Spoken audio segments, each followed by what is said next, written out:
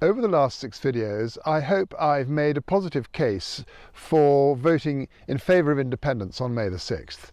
I've also highlighted what I think are the real dangers to Scotland of remaining in the Union. I haven't covered everything, of course. JERS, for example, the accounting sleight of hand that falsely shows Scotland spending more than it earns every year. But that'll have to wait now until after the election, until the referendum campaign proper.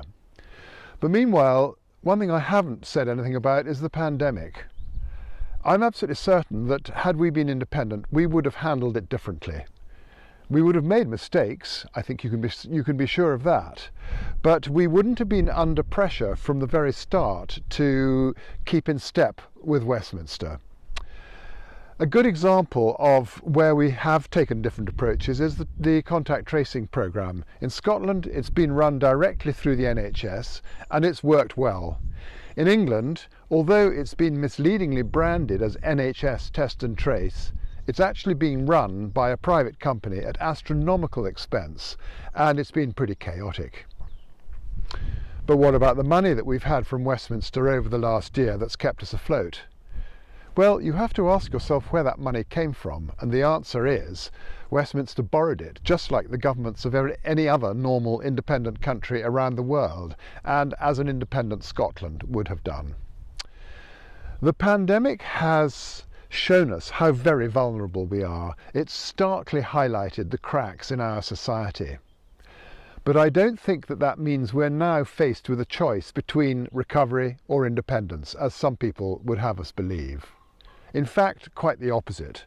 An independent Scotland would be free to make and to take the remedy that works best for Scotland and Scotland alone.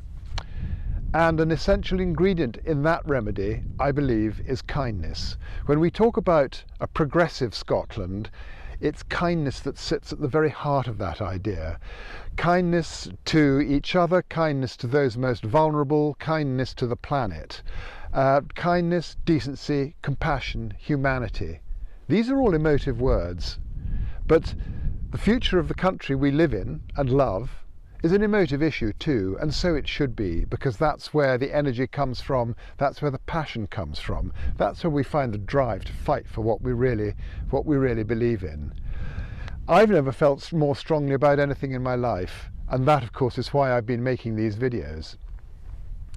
A couple of days ago on Twitter, someone expressed surprise, and also, I'm glad to say, approval, that someone who sounds the way that I do could be in favour of independence.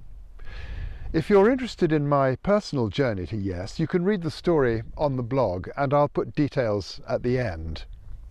But what I really love about the independence movement, and what I've loved about it since 2014, is that it's such a broad church, it's such a range of beliefs, opinions, ages, backgrounds, ethnicities, and so on. For me, an abiding memory of that period when there were such animated conversations going on all around the country was 2 Sikh guys in saltire turbans on a march.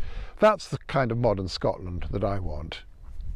And once we're independent, hopefully that very broad church, that very wide range of beliefs and opinions will be better represented at our Parliament in Holyrood.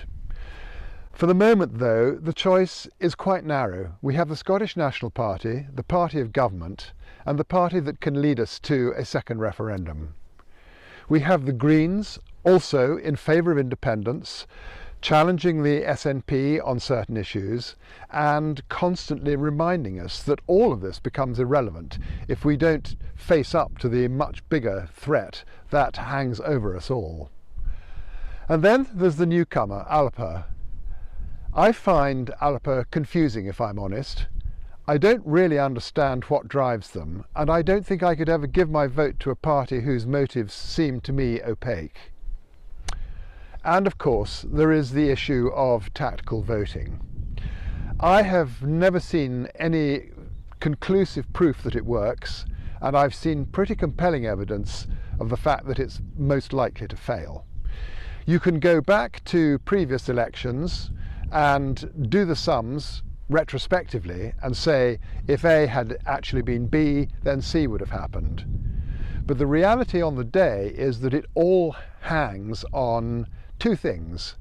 It's a combination of two things: who wins the most constituency seats and who wins the biggest share of the list vote in any given region.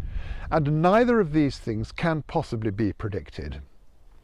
Which kind of leads me to this rule of thumb: you should vote for the party whose voice you most want to hear in our Parliament at Holyrood, bearing in mind that a party of government with an absolute majority is the one that sends the strongest message to Westminster and the world beyond.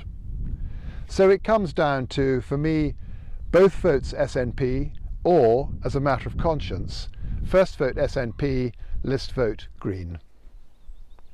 I'll be back next week with a final video before polling day.